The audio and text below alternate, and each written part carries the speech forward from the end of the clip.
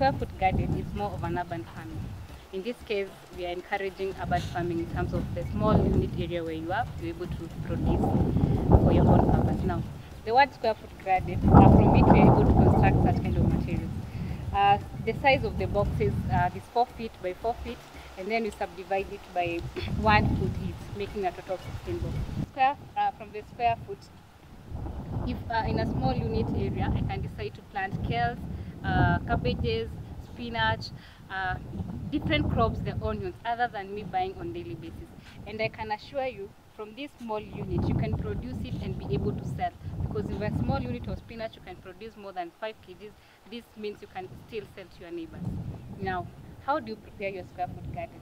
You prepare your square foot garden by first constructing the boxes. They are raised beds of a height of about 30 centimeters, and the length is 4 feet. The width is 4 feet, and the length of what desired length, depending with the size of your farm. Now, after that, you mix your manure and soil. You can decide to add cocoa peat and pumice. But what if you do not have those materials? For the cocoa peat and pumice, they're going to help in retaining moisture and also to increase the aeration. But assuming you do not have those materials, then mix your soil in the ratio of 3:1, that is soil to manure. From that, when you mix them, you pre-mix before putting them in the boxes. After mixing them, you are able to mix them and add gypsum in case the soil pH is too high. But if you do not have a challenge with the soil pH, there's no need of including gypsum. From that, you can then subdivide your farm into the 1 foot. Like a small unit, you divide into 1 foot, 1 foot, 1 foot. That means in a 1 box, I'll have 16 boxes. Then comes the idea of planting. How am I going to plant? We understand that different crops will have different growth period. The canopy will be different. That means I do not have to space my kales the same as spinach. For kales, I can put 1 plant or 2 of them in a square, in 1 foot. But for something like cabbages, I have to put only 1 plant. Yes, that means in a 4 square foot garden, I'll have 16 plants. If it's for spinach, I'll have 32. The same applies for lettuce. For onions, per square foot, I should have 9 plants. We do crop rotation because we understand that if we plant crops from the same family, if I do my cabbages, then I do my kales in the same family, that is the brassicas family, and we understand that pest and diseases will affect a member of the same family.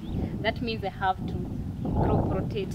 After planting something like cabbages, then the next crop rotation should be onions, to ensure that I'm able to control my pests and diseases. Talk about watering. We are talking of it being an urban farming. Now, assume the amount of water that you use on a daily basis. You can spare some water and do for the farming. And you can also be able to do drip installation. Just have a small tank and add water and do drip installation, such that you water, you don't have a challenge with watering too much. On the other side, you can decide also to use a hose pipe to do your watering, but ensure that you do not overwater or do less watering. When you're talking about pest and diseases control, we know the challenge of having different kinds of crop, because we're encouraging you produce different kinds of crop. You'll have a challenge of the pest. But you can able to control the pest using the biological methods and cultural methods. In biological methods means that I can decide to incorporate some flowers, because I know some flowers will be, the pest will be attracted more to the flowers than to my pest. That one I'll have done biological method. Alternatively, I can decide to use products from Kenya Biological Systems or even the COPAT. I use their products that will be able to control my pests. Like for example, a whitefly will help me to controlling some pests, and I'm not using the chemicals. Alternatively, the cultural methods. Assuming that my block of land has some weeds, I know that weeds are going to harbor some pests that are going to affect. Then I ensure that my square foot garden is free of pests by removing the weeds. On the other side, you can also decide to do chemical, which should be your last option. If you're doing the chemicals, you should also consider the pre-harvest interval, because of the harvesting period, and you do not want to feed yourself or even your neighbors with the chemicals. Importance of square foot garden to a farmer. You can do it on a large scale or even a small scale. To a large scale, that means you're doing it for commercial purposes. In a small unit area, focusing to produce quite higher production in a small unit area, which is going to give you returns in a quicker period. By doing a square foot garden, we are raising our beds, and by that I'm also putting the mabachi or the offcuts on the side. That means I'm able to control my soil erosion. On the other side, before putting my soil, I put a polythene bag. By that means if I add water, I'm able to control too much infiltration, there's no infiltration in the soil because I'm able to control the amount of water. That means in this, I'll be able to produce in a smaller unit area, and I'm focusing on a small space. Assuming that I have an acre of land and I have this one, probably whatever I'll be able to produce there will be similar to that, because in an acre you're not able to take care of the small unit area. But in this case, I'm able to take care of the small unit areas. In terms of management in the small unit area, I can actually do hand weeding compared, I don't need to be mechanized compared to the open field or large scale farming. On my left side, this is an example of a box that have already been prepared. The only thing that is remaining is just putting the polythene paper on the On my right side, this is a box that have already been filled. From here to here, that makes one box, which is 4 feet by 4 feet. And then we narrow down to subdividing it to 1 feet, 1 feet. Already, the box have already been filled with soil and manure, which has been mixed in the ratio of 3:1. This is what we talk about 1 foot. From here to here, this is 1. Now, as you can see, we have done mulching. Probably you ask yourself why you're doing mulching. Yes, mulching is important.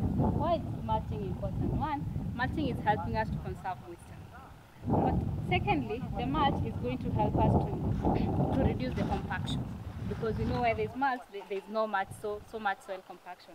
Number 3 is that by mulching, we're able to insulate the soil, and that we're able to control our soil temperature. We're able to reduce the impact of the leaves, that is the growth of the weeds, by buffering the weeds.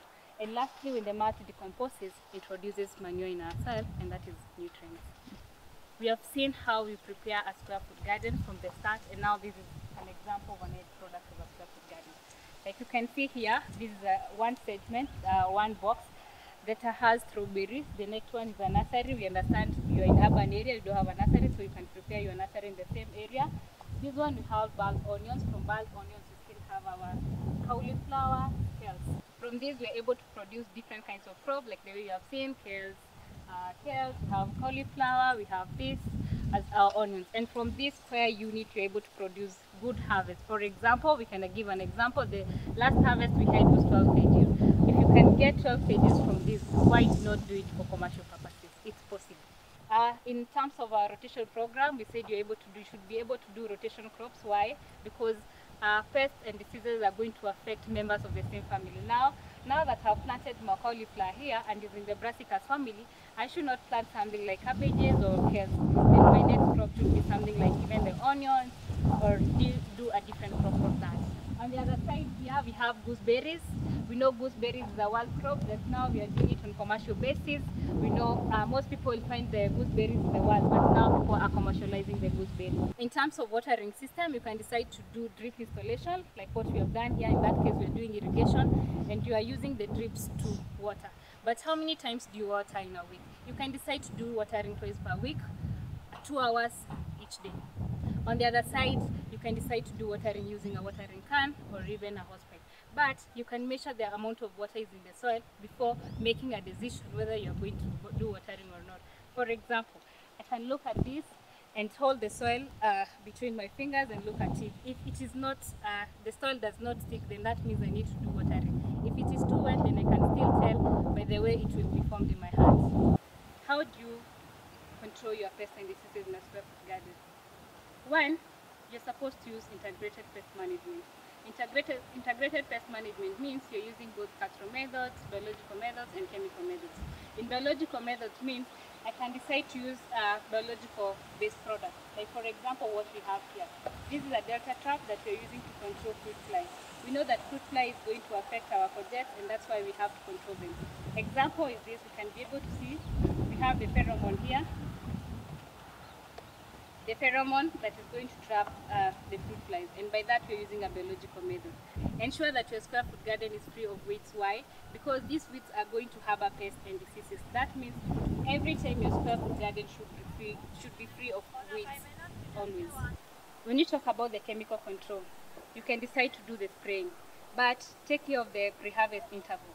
That is, if I'm using a specific chemical, how long is it going to take before I do my harvesting? Also, the re-entry interval in order to take care of human health, to ensure that the pesticide does not harm human beings.